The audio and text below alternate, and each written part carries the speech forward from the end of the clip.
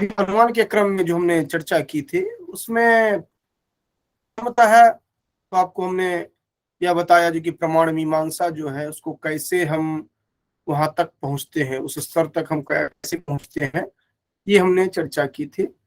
इसके बाद जब हम आगे बढ़े थे तो विभिन्न दर्शनों में जो प्रमाण हैं, प्रत्यक्ष अनुमान आदि, उनको संक्षेप में समझाने का हमने प्रयास किया था।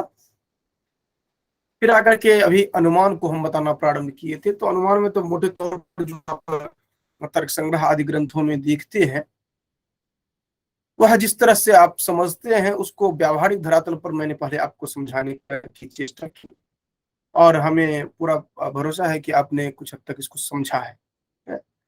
जैसे कि अभी हमने प्रारंभ में ही बताया जो कि अनुभव कितने प्रकार के हैं, ये ज्ञान बुद्धि जो है उसी को ज्ञान, ये इसके दो भेद होते हैं, स्मृति और अनुभव। फिर स्मृति अनुभव में आकर के हमने अनुभव के दो प्रकार बताए, यथार्थ अनुभव और यथार्थ अनुभव।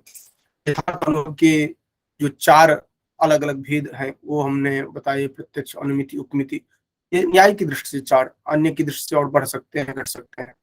जैसे चार वाक्य की दृष्टि से देखेंगे तो वो घट जाएंगे आदि आदि। लेकिन और यथार्थ और यथार्थ की बात भी न्याय ही करता है, इसलिए हमने इस तरह चर्चा की। इसके बाद आगे हम बढ़ते हैं तो देखते हैं जो कि इनको क्या कहते हैं, प्रत्यक्ष को हमने प्रत्यक्ष की हमने चर्चा, प्रत्यक्ष अनुमान, अनुमिति, उपमिति शब्द की चर्चा की। इसके बाद अयथार्थ अनुभव में तो तर्क आदि जो है इनको हमने देखा था। अब क्या होता है कि हमने अनुमान को जब देखना प्रारंभ किया, अनुमिति कारणम अनुमानम, ये आपने देखा, क्योंकि अनुमान जो है वह क्या है, अनुमिति रूपी जो यथार्थ अनुभव है उसका कारण है, अर्थात उसका साधन है। अनुमिति कैसे आप करते हैं, तो अनुमान के माध्यम से। तो कहा गया था अनुमिति कारणम अनुमानम, ये ऑब्जेक्टिव की दृष्टि से भी आप ध्यान में रखिए, क्योंकि अनुमिति कारणम अनुमानम, अनुमिति क्या है तो अनुमान क्या है, तो अनुमिति का कारण है। अब फिर प्रश्न उठा जो कि अनुमिति क्या है, अनुमिति के कारण अनुमान तो आपने समझ लिया, अनुमान क्या है तो अनुमिति का कारण है। अब अनुमान अनुमिति क्या है, तो अनुमिति के लिए तर्क संग्रह में आप देखते हैं परामर्श जन्यम ज्ञानम अनुमिति। परामर्श जन्य ज्ञान जो है इसको अनुमिति कहा गया है। अब वहां पर आपने कल आपको बताया गया था क्योंकि परामर्श जन्य ज्ञान जो है, परामर्श क्या है ये आपको बताया गया था। तो परामर्श के लिए क्या कहा गया था, व्याप्ति विशिष्ट पक्ष धर्मता का ज्ञान जो है परामर्श है। अनुमिति क्या हुआ, अनुमान क्या हुआ, अनुमिति का कारण अनुमान हुआ। अनुमिति क्या है, तो परामर्श जन्य ज्ञान, अर्थात परामर्श से होने वाला ज्ञान अनुमिति है। अब परामर्श क्या है, तो परामर्श है व्याप्ति विशिष्ट पक्ष धर्मता ज्ञान, अर्थात व्याप्ति विशिष्ट पक्ष धर्मता का क्या अभिप्राय हुआ, व्याप्ति से युक्त पक्ष धर्मता का ज्ञान। जैसे एक हो गया व्याप्ति और एक हो गया पक्ष धर्मता। जैसे मान लीजिए ये मोबाइल है और ये कवर है, तो एक हो गया व्याप्ति, ये हो गया, और ये हो गया पक्ष धर्मता। तो व्याप्ति का ज्ञान है, पक्ष धर्मता का ज्ञान है, दोनों को एक साथ आप कहते हैं तो व्याप्ति विशिष्ट पक्ष धर्मता का ज्ञान, ये आप कह रहे हैं। ये व्याप्ति विशिष्ट पक्ष धर्मता का ज्ञान जो होगा उसे कहेंगे हम परामर्श, और परामर्श से उत्पन्न जो ज्ञान है उसको अनुमिति कहेंगे। अनुमिति का कारण जो होगा वो अनुमान कहा जाएगा। तो आप अनुमान क्या है समझ गए, अनुमान अनुमिति का कारण, और अनुमिति परामर्श जन्य ज्ञान, परामर्श व्याप्ति विशिष्ट पक्ष धर्मता। अब व्याप्ति क्या है, तो व्याप्ति के लिए हमने बताया था जो एक कार्य कारण संबंध आपने एक जगह देखा, दूसरे जगह कार्य कारण संबंध आपने देखा, और भी जगह कार्य कारण संबंध देखा, तो कार्य और कारण को नियत रूप से आप देखते हैं, कार्य कारण नियत साहचर्य देखते हैं। जैसे आप देखते होंगे जो दो मित्र होते हैं, आपको एक के साथ दूसरा हमेशा दिखेगा, तो आप कहते हैं कि हाँ एक व्यक्ति है तो वो दूसरा भी दिखता है। इसी तरह ये तो खैर उसमें कभी ऐसा संभव है जो कि उसके बिना भी दिख सके।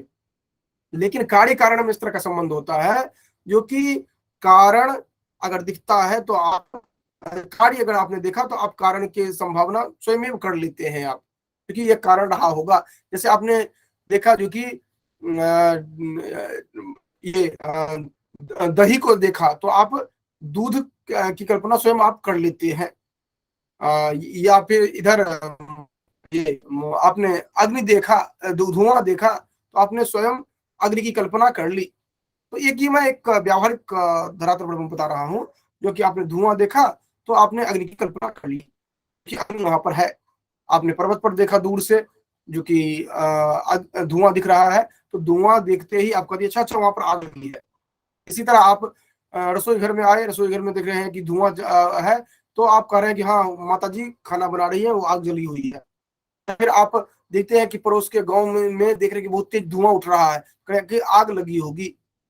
तो इस तरह से आप धुआं देख करके आगे का अनुमान अलग अलग जगह पर जो कर लेते हैं। तो ये कार्य कारण का जो नियत साहचर्य संबंध है, साहचर्य का अर्थ क्या है, एक के साथ दूसरे का होना, कार्य कारण का एक साथ जो होना है, यही संबंध जो है इसको कहा जाता है व्याप्ति।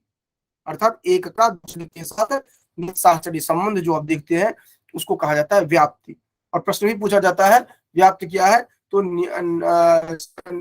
साहचर्य संबंध, साहचर्य संबंध जो है उसको व्याप्ति कहा जाता है। तो व्याप्ति आपने समझ लिया। अब क्या है व्याप्ति विशिष्ट पक्षधर्मता।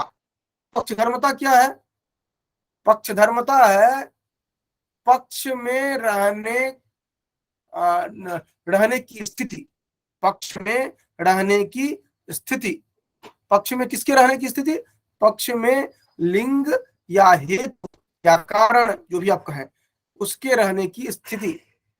और पक्ष हमने बताया था पक्ष क्या है, जहां पर आप साध्य की सिद्धि करना चाहते हैं, जहां पर साध्य की सिद्धि करना चाहते हैं उसको कहा जाता है पक्ष। जैसे मैंने कहा जो कि आप कहते हैं कि पर्वतो वह्निमान, तो साध्य क्या है, वह्नि आग है, आग को ही सिद्ध करना चाह रहे हैं भिन्न भिन्न तर्क के माध्यम से, अर्थात धुआं आदि की तर्क के माध्यम से आग को तो सिद्ध करना चाहते हैं ना, तो आग साध्य है।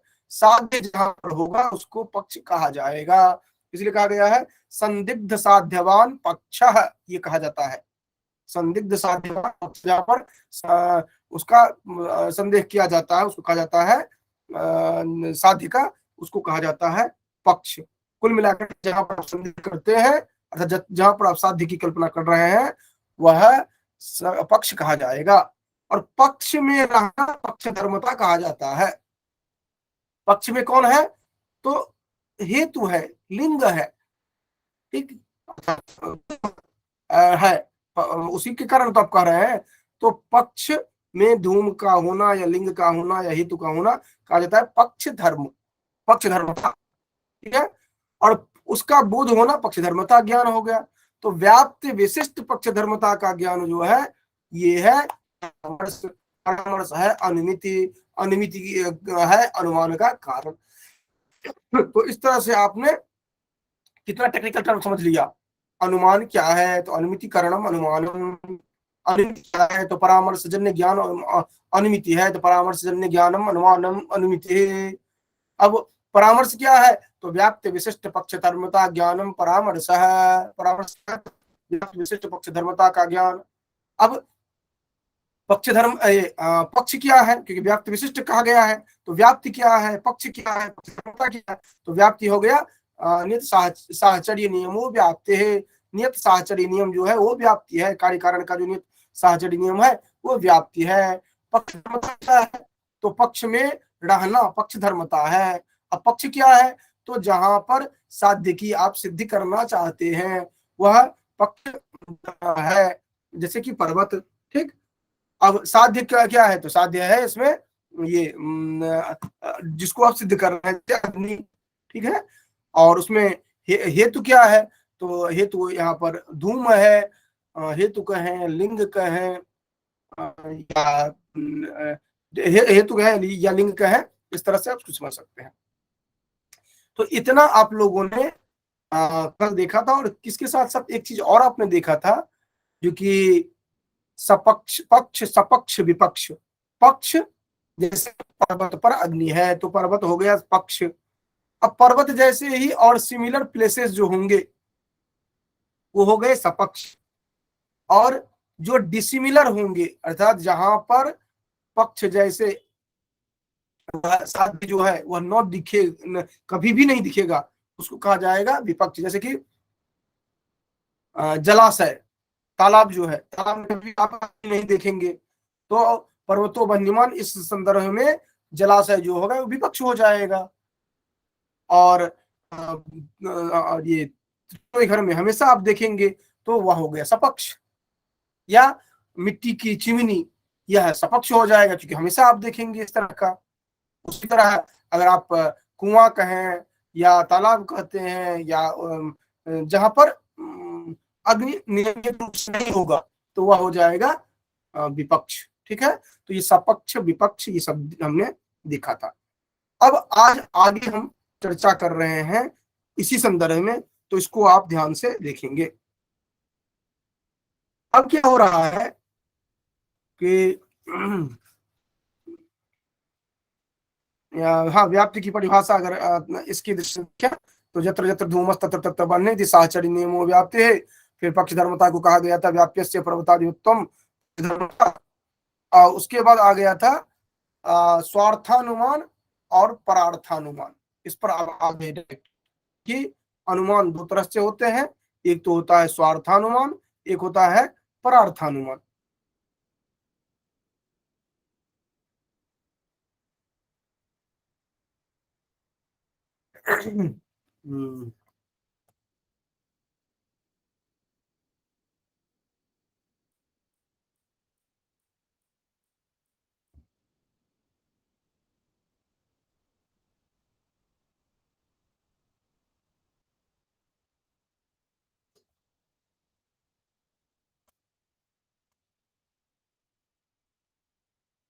हाँ, तो इसमें अब जो हम देख रहे हैं क्या हुआ, जो कि अनुमान क्या है ये हम लोगों ने समझ लिया। अब ये हुआ जो कि अनुमान के भेद। अब अनुमान के भेद पर हम जाएंगे, वहीं पर पंचावय में भी देखेंगे। उसके बाद अनुमान के संदर्भ में हेत्वाभास एक प्रसंग रहेगा फर्स्ट पेपर की दृष्टि से, वो देखेंगे। तो अभी तक जो हमने चर्चा किया है अनुमान के संदर्भ में, उनमें किसी को किसी तरह से भी समस्या हो तो पूछ ले पहले, उसके बाद फिर हम आगे बढ़ेंगे।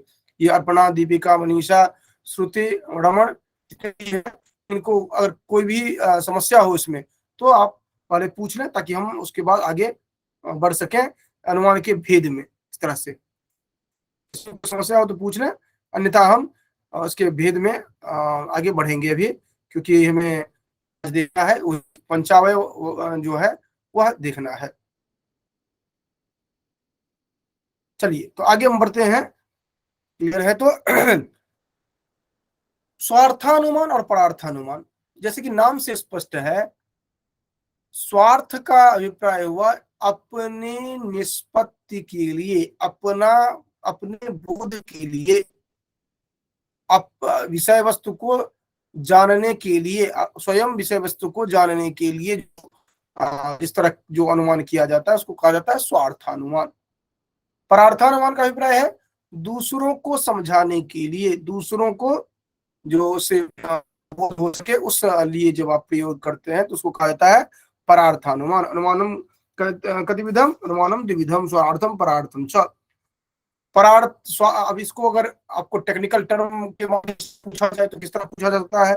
देखिए, किम नाम स्वार्थानुमानम, तो दिया गया है स्वार्थम स्वानुमिति हेतु। आपको ग्रंथ की भाषा में समझाना होगा जहां पर अपने अनुमिति हेतु अनुमान किया जाता है, अर्थात स्वार्थम स्वानुमिति हेतु, स्वार्थम स्वानुमिति हेतु, अपनी अनुमिति हेतु जो किया जाता है उसको स्वार्थानुमान कहा जाता है। और इसमें दिया गया है बार बार देख करके, स्वयं बार बार देख करके, जत्र जत्र धूमस तत्र तत्र अग्नि, इसी तरह व्याप्ति को ग्रहण करके पर्वत के समीप जा करके आप कहते हैं जो कि संदेह करते हैं जो कि यहाँ पर धूम है तो आप स्मरण करते हैं, क्योंकि जत्र जत्र धूमस्तत्र तत्र अग्नि है। और इस तरह जो आपका ज्ञान प्राप्त होता है, लिंग ज्ञान परामर्श जो होता है, क्या है? तो लिंग है यहाँ पर हेतु, हेतु का ज्ञान जो होता है, परामर्श ज्ञान, ये आपको इस तरह होता है कि पर्वतो वह्निमान, इस तरह का बोध होता है। यह है स्वार्थानुमान। महत्वपूर्ण क्या हो जाता है? परार्थानुमान। परार्थानुमान में क्या होता है कि जब आप दूसरों का उद्देश्य करके परम तो दूसरे को बोधित करने के लिए पंचावयव वाक्य प्रयोग करते हैं, उसको कहा जाता है परार्थानुमान। अब इसको पंचावयव जो है उसको अनिवार्य रूप से ठीक से देखिए, क्योंकि पंचावयव पूछा जाता है, उदाहरण देकर के समझाने के लिए दिया जाता है।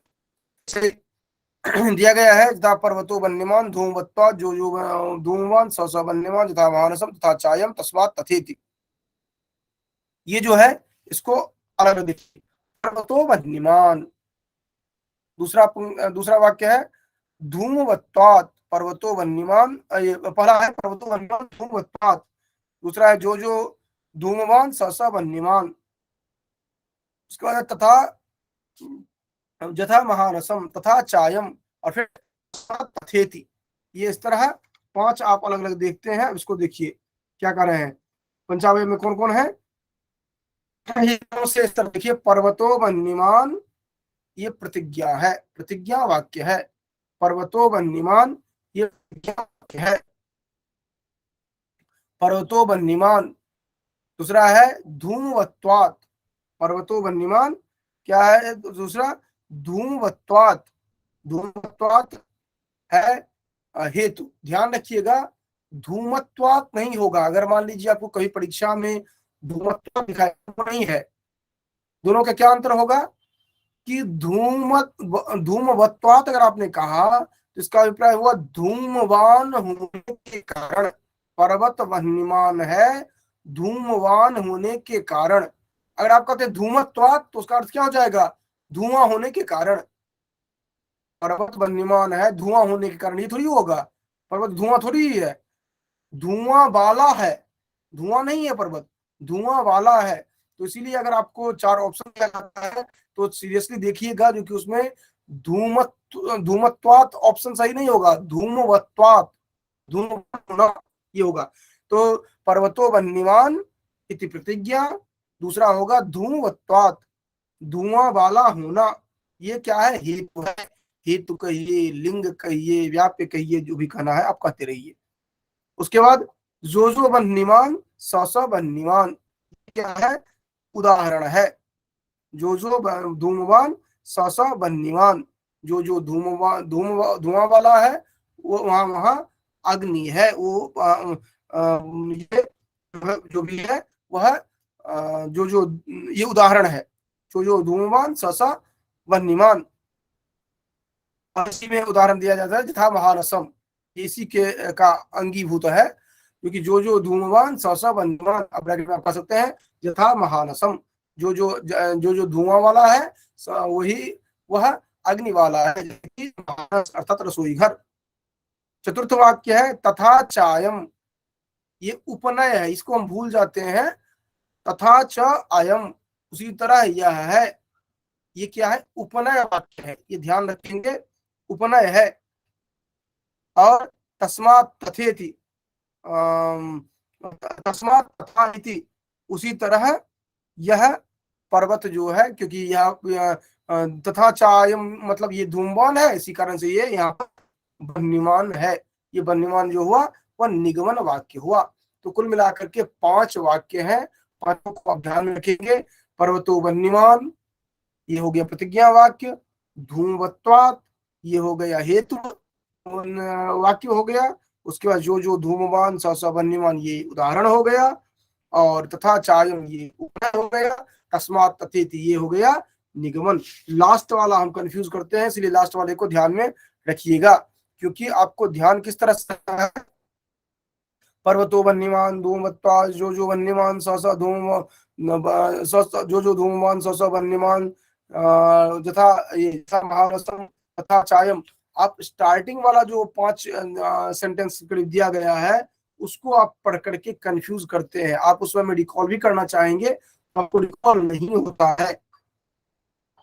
तर्क संग्रह में भी जहां पर दिया गया है कि पंचावयवा, उसके बाद जो है वो महत्वपूर्ण है, तब आपको पता चलता है। उससे पहले जो दिया गया है उससे पहले भी बताया गया है। क्या बताया गया है? क्योंकि परार्थानुमान क्या है, तो वहां पर कह दिया गया है जत्तु स्वयं धूमाग्निम अनुमाय परम प्रतिबोधयितुं वाक्यम प्रयुज्यते तत्परार्थानुमानम यथा पर्वतो वन्यमान धूमत्वा जो वन्यमान सो स धूमवान यथा महानसम तथा चायम तथा तस्मात् तथेति इति अनेन प्रतिपादितात् लिंगात् परो फिर अग्निम प्रतिपद्यते। ये जो दिया गया है ये पंचावय वाक्य को एक साथ मिक्स करके दिया गया है, और हम इसी को पढ़ करके हम बताना चाहते हैं, वहां पर कंफ्यूज कर जाते हैं।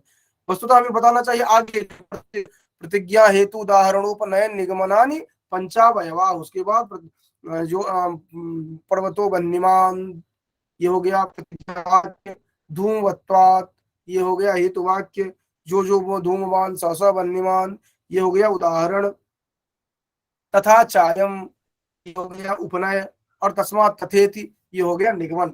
तो ये 5 वाक्य जो है, पांचों को आप ध्यान में रखेंगे अनिवार्यतया, तब जाकर के आपको समझ में आएगा। ठीक है, तो ये पंचावयव में किसी को कोई प्रॉब्लम है तो बताइए, उसके बाद हम इससे आगे बढ़ेंगे। पंचावयव में किसी को कोई समस्या है तो पूछ लें। अर्पणा, दीपिका, निशा, श्रुति, रमन, सभी लग रहा है जी एकदम बिल्कुल सो गए, अभी 10 नहीं बजा है जी। जी नहीं सर, सोए नहीं है। ये मनीषा सोए नहीं है सर, काम कर रहे हैं। सर जगी हुई हूँ मैं अभी। हाँ। ये फोन को क्या हो गया है? कोई बात नहीं, फोन को जो भी हो गया है लिख लो पांचों वाक्य। और ठीक है रमन सर। बहुत ढीले पड़ गए हैं ठंडी में, थोड़ा एक्टिव होना है ना। ये बहुत इस बीच में काम थोड़ा मेडिकल और का इशू हो गया था, और दूसरी बात घर में शादी भी हो गई, दो प्रॉब्लम हुई थी। हाँ, तो आज आप रोज डिस्टर्ब रहे हैं इसमें। सुबह शाम का थोड़ा ध्यान रखना है कि सुबह शाम हम भी देख लेते हैं आप सभी को, तो फिर मन प्रफुल्लित हो जाता है कि नहीं हमारा परंपरा, व्यवसाय परंपरा जो है वो चल रहा है। तो सुबह सुबह मॉर्निंग क्लास और इवनिंग वाला जो है वह चलता रहना चाहिए। अब और रेगुलर नहीं होगी, अब थोड़ा मेडिकल का इशू भी खत्म हो गया है, और शादी का भी जो समस्या वो भी खत्म हुआ है। सब कुछ देखना है, वो तो मैं कहता हूँ, क्योंकि हम कक्षा को केवल देखते हैं, सब कुछ सभी ध्यान में रख करके ही चलेंगे, क्योंकि सामाजिक प्राणी है वो हम जानते हैं। लेकिन हमारा भी दायित्व है जो कि सबको जगाते हैं बीच बीच में, इस कारण से हम बीच बीच में नोदन करते रहते हैं। तो ठीक है, तो ये पंचावय वाक्य जो है, ये पंचावय वाक्य ध्यान रखना है, क्योंकि बहुत ही महत्वपूर्ण है, खास करके प्रथम प्रश्न पत्र की दृष्टि से। क्योंकि प्रथम प्रश्न पत्र में टेस्ट में नहीं जाता है, लेकिन टू द पॉइंट प्रश्न रहेगा, तो इसलिए ये ध्यान में रखना है हमें। ठीक है, तो मनीषा लिखना है तो फिर से लिख लो एक बार। पर्वतो वन्यमान ये हो गया प्रतिज्ञा वाक्य, धूमवत्वात् ये हो गया हेतु वाक्य, पर्वतो वन्यमान प्रतिज्ञा वाक्य, धूमवत्वात् ये हेतु वाक्य, उसके बाद जो वन्य धूमवान स वन्यमान ये उपनय हो गया, उदाहरण हो गया। धूमवान स वन्यमान ये उदाहरण हो गया। और कहीं पर उदाहरण ब्रैकेट में इस तरह भी लिख लो जो कि यथा महानसम, ये भी उदाहरण में ही आएगा, ध्यान रखना है। अगर कभी जो धूमवान स वन्यमान न देकर के महानस अगर दे दिया जाए तो वो भी उदाहरण में परिगणित होगा। तथा चायम ये उपनय में हो गया, और तस्मात् तथेति ये निगमन में हो गया। तो ये पांचों वाक्य हमें ध्यान में रखना चाहिए।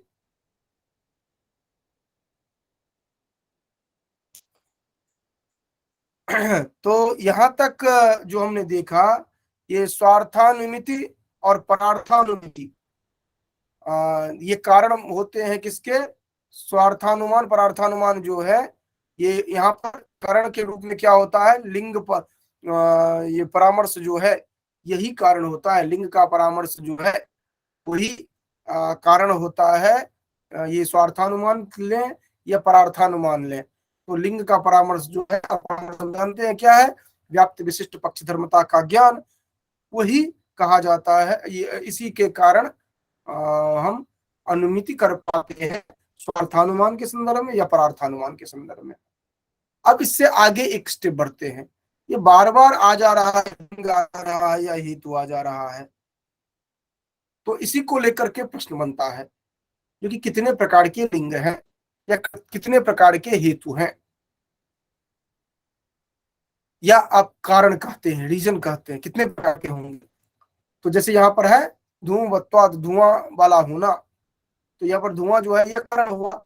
इसी तरह का है यहाँ पर लिंगम त्रिविधम, लिंग जो होगा यहाँ पर 3 प्रकार के होंगे। ये कौन कौन होंगे? जो कि अन्वय व्यतिरेकी, केवलान्वयी, केवल व्यतिरेकी, केवलान्वयी, केवल व्यतिरेकी और अन्वय व्यतिरेकी।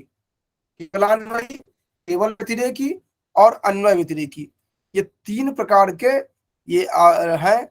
इनको आप समझने का प्रयास करेंगे। पहला जो है इसमें, ये पहला है केवलान्वयी, दूसरा केवल व्यतिरेकी और तीसरा जो है अन्वय व्यतिरेकी। केवलान्वयी, केवल व्यतिरेकी और अन्वय व्यतिरेकी। अब देखिए एक एक करके यहाँ पर बता रहे हैं, इनको आप समझने का प्रयास करेंगे। अन्वय व्यतिरेक, केवलान्वयी जो है इसके लिए कहा गया है, एक पंक्ति में कहा गया है, इससे ही आपको स्पष्ट हो जाएगा, ध्यान में रहेगा। कहा गया है अन्वय मात्र व्याप्तिकम, अन्वय मात्र व्याप्तिकम केवलान्वयी, अन्वय मात्र व्याप्तिकम केवलान्वयी। आज केवल नाम लिखवा रहे हैं, कल समझाएंगे जो कि वस्तुतः ये क्या कह रहा है। पहले अभी क्या परिभाषा क्या कर रहा है? अन्वय मात्र व्याप्तिकम केवलान्वयी, केवल अन्वय का उदाहरण वहां पर मिलेगा। इस तरह के जो होंगे वह अन्वय व्याप्ति का उदाहरण मिलेगा, तो वह केवलान्वयी होगा। अन्वय मात्र व्याप्तिकम केवलान्वयी। अब इसका जो उदाहरण दिया गया है ना, ये उदाहरण यहाँ पर तो आपके लिए फर्स्ट पेपर के लिए उतना महत्वपूर्ण नहीं हो जाता है, क्योंकि ये थोड़ा डेप्थ का प्रश्न हो गया। लेकिन आपका जो अनुमान वाला प्रकरण है उसके लिए बहुत महत्वपूर्ण हो जाता है। तो आप उसका जो उदाहरण है वो भी नोट करके आप रख सकते हैं। जैसे अन्वय केवलान्वयी में क्या होगा? अन्वय मात्र व्याप्तिकम केवलान्वयी। जैसे घटो भिधेयः प्रमेयत्वात् पटवत्, घटो भिधेयः प्रमेयत्वात् पटवत्। अन्वय व्यतिरेक, अन्वय केवलान्वयी का क्या है? घटो भिधेयः प्रमेयत्वात् पटवत्, घटो भिधेयः प्रमेयत्वात् पटवत्। ठीक, घटो विधेयः प्रमेयत्वात् पटवत्, ये क्या है ये कल समझाएंगे। आज केवल नाम लिखवा रहे हैं, कल इसको समझाएंगे, क्योंकि अगर एक बार बताएंगे तो फिर खिचड़ी हो जाएगा। घटो विधेय प्रमेयत्वात् पटवत्। अब केवल व्यतिरेक की है, तो जैसे अन्वय मात्र व्याप्तिकम केवलान्वयी, वैसे ही व्यतिरेक मात्र व्याप्तिकम। आपको आसानी से परिभाषा तो वैसे ही याद रहेगा, समझाएंगे हम कल, लेकिन परिभाषा तो याद आप कर लिए।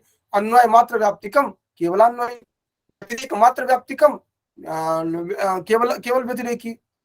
तो अन्वय मात्र व्याप्तिक होगा केवलान्वयी, व्यतिरेक मात्र व्याप्तिकम व्यतिरेकी, केवल व्यतिरेकी। तो इसका उदाहरण क्या है? पृथ्वी तरेभ्यो भिद्यते गंधवत्वात्, पृथ्वी इतरेभ्यो भिद्यते गंधवत्वात्, यदि इतरेभ्यो न भिद्यते न गंधवत् तथा जलम। ये लंबा सा उदाहरण है, आप मोटे तौर पर याद रख सकते हैं इसको ध्यान करके। पृथ्वी इतरेभ्यो भिद्यते गंधवत्वात्, पृथ्वी अन्य से भिन्न है क्योंकि ये गंधवती है, गंध युक्त है। यदि इतरेभ्यो न भिद्यते न तद गंधवत्, जो इतर से भिन्न नहीं होगा तो वह क्या होगा? जो कि गंधवती नहीं होगी, जैसे कि जल।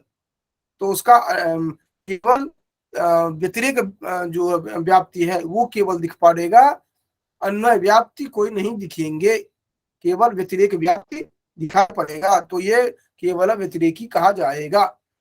आप ध्यान रखेंगे, जब अन्वय व्याप्ति की बात, केवलान्वयी की बात करेंगे तो एक सेंटेंस वाला दिखेगा, और व्यतिरेक व्याप्ति जब देखेंगे तो आपको 2 सेंटेंस वाला दिखता है।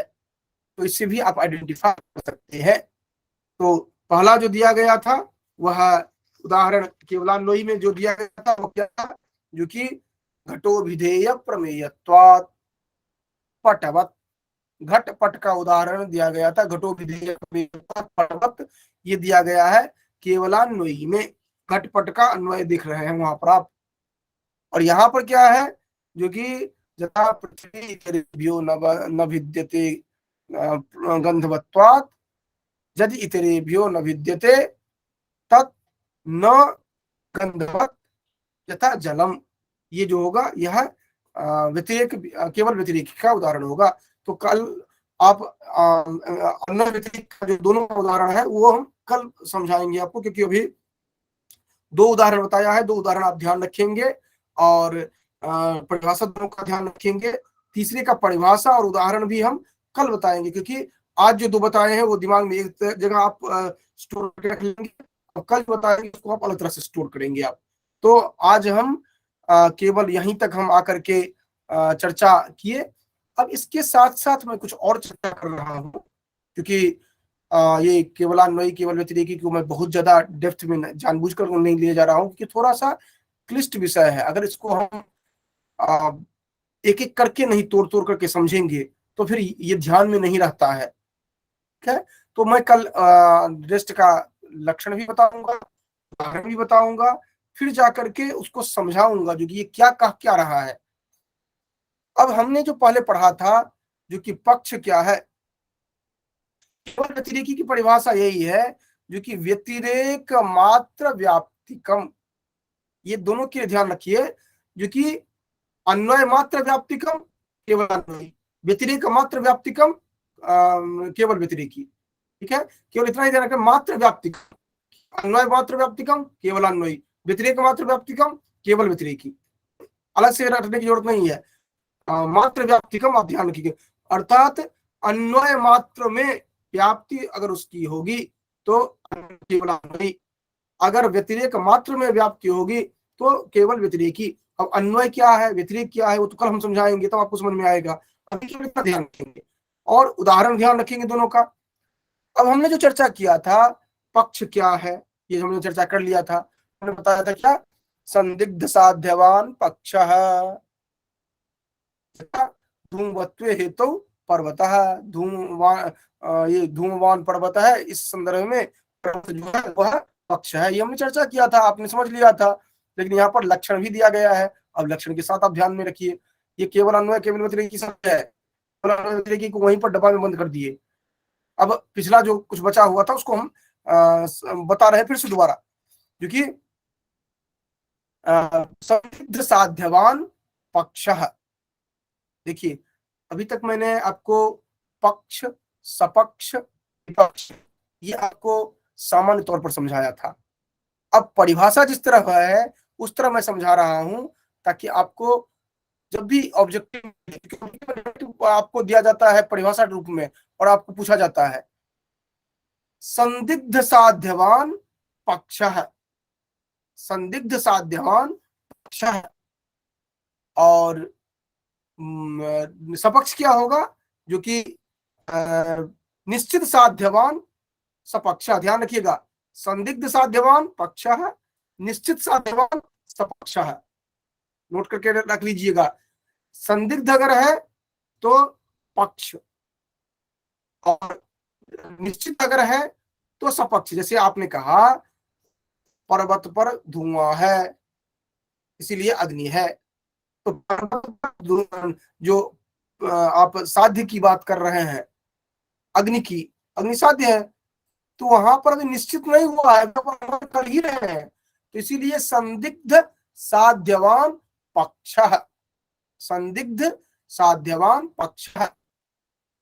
लेकिन उदाहरण क्या दिया जा रहा है, सपक्ष का क्या होगा, रसोई घर जैसे, रसोई घर में हो गया है जो अग्नि है ही, ऐसा आप नहीं कह सकते हैं कि आप किसी अग्नि वहां पर जाएंगे होगा या नहीं होगा। यहाँ पर तो आप संदेह कर रहे हैं जो कि धुआं है इस कारण से है, लेकिन महानस में रसोई घर में तो आप 75 बार जाकर के देख लिए हैं, जो अग्नि है ही। वो वर्तमान समय की बात अलग है, जो कि गैस चूल्हा या इंडक्शन या अन्य तरह के उपकरण को देखते हैं।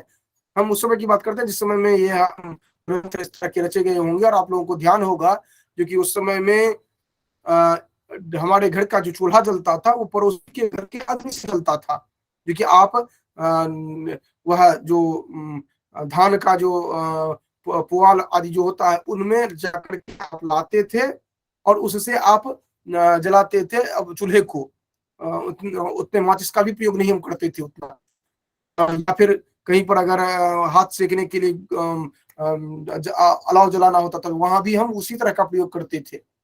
तो हमेशा उपलब्ध रहता ही था, क्योंकि कोयला आदि पर होता था, लकड़ी पर होता था, तो उसका अग्नि बहुत देर तक सुलगती रहती थी। तो अग्नि निश्चित है वहां पर। तो संदिग्ध साध्यवान पक्ष, संदिग्ध साध्यवान पक्ष, निश्चित साध्यवान सपक्ष। तो ध्यान रखिएगा, कंफ्यूज मत करिएगा। वहां पर पक्ष क्या है, संदिग्ध साध्यवान, निश्चित साध्यवान, तो आपको कंफ्यूज नहीं करना है। आप तुरंत ध्यान करिए। अच्छा, वो पर्वतो बन्नीमान कहा गया था, तो पर्वत में तो निश्चित नहीं हुआ था, संदिग्ध था, केवल संदिग्ध साध्यवान पक्ष है। रसोई घर में निश्चित है ये साध्य, अर्थात अग्नि निश्चित है, तो इस कारण से साध्य हो गया निश्चित साध्यवान सपक्ष है। और विपक्ष का क्या लक्षण दिया गया है, देखिए रटने की कोई जरूरत नहीं, समझ लिए आप तो सब कुछ समझ लीजिए। संदिग्ध साध्यवान पक्ष है, निश्चित साध्यवान सपक्ष है, और निश्चित साध्याभाववान, निश्चित साध्य का अभाव हो, अर्थात अनिवार्य रूप से साध्य का अभाव हो, जहां पर निश्चित साध्याभाववान, अनिवार्य रूप से साध्य का अभाव निश्चित हो गया हो, जहां पर अगर ऐसा नहीं करेंगे तब तो आप कहेंगे जो कि अमुक मॉल जो है, मॉल में अग्नि है, ये तो हो गया विपक्ष माना जाएगा, क्योंकि साध्य का अभाव है, मॉल में अग्नि नहीं है। तो करे नहीं, जहां पर अनिवार्य रूप से अभाव निश्चित हो गया हो वो होगा विपक्ष। तो परिभाषा तीनों रट लिया आपने। निश्चित संदिग्ध साध्यवान पक्ष, निश्चित साध्यवान सपक्ष, निश्चित साध्याभाववान विपक्ष, यथा महारथ। ठीक, इसके बाद कल हम लोग देखेंगे ये केवल अन्वय, केवलान्वयी, केवल व्यतिरेकी और अन्वय व्यतिरेकी, इनका तीनों का उदाहरण, तीनों को समझेंगे। और उसके बाद आ जाएगा जो कि हेत्वाभास। हेत्वाभास एक महत्वपूर्ण टॉपिक रहेगा, हेत्वाभास हम चर्चा करेंगे। और आप लोग भी एक बार पढ़ लीजिएगा, क्योंकि देखिए इतना अगर ध्यान में एक बार रख लेंगे ना तो अनुमान आपके लिए कुछ भी नहीं रहेगा। क्या अनुमान जो है, अनुमान में केवल केवल अंतर एक ही चीज के बच जाता है, जो कि कहीं पर आप 3 भेद देखेंगे, कहीं पर अलग तरह के भेद देखेंगे, वो अलग अलग ग्रंथों में अलग अलग तरह से, उसकी भी हम चर्चा कर लेंगे यहाँ पर, जो कि रूप में देखेंगे, उसकी भी हम चर्चा कर लेंगे यहाँ पर। तो अनुमान के भेद कल हम विशेष रूप से देखेंगे। उसके बाद फिर हम आएंगे हेत्वाभास पर एक देखेंगे, और इनमें फैक्चुअल भी रहता है, क्योंकि उदाहरण लक्षण, उदाहरण लक्षण उदाहरण, ये प्रश्न रहते हैं। और ये आप लोग ठीक से फर्स्ट पेपर में भी आपके लिए उपादेय है, और ये आपका सेकंड पेपर में भी बहुत सारा प्रश्न बनता है इससे, इस कारण से भी ध्यान रखिए।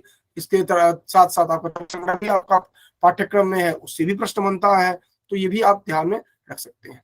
चलिए, तो इसको यहीं पर हम समाप्त करते हैं। आप लोगों को जो भी पूछ लीजिएगा एक बार पढ़ करके अनिवार्य रूप से आइएगा। सभी को धन्यवाद। फिर हम कल पढ़ते हैं अनुमान की भेद और हेत्वाभास। ठीक है, अस्तु। सर सुबह की भी कक्षा होगी।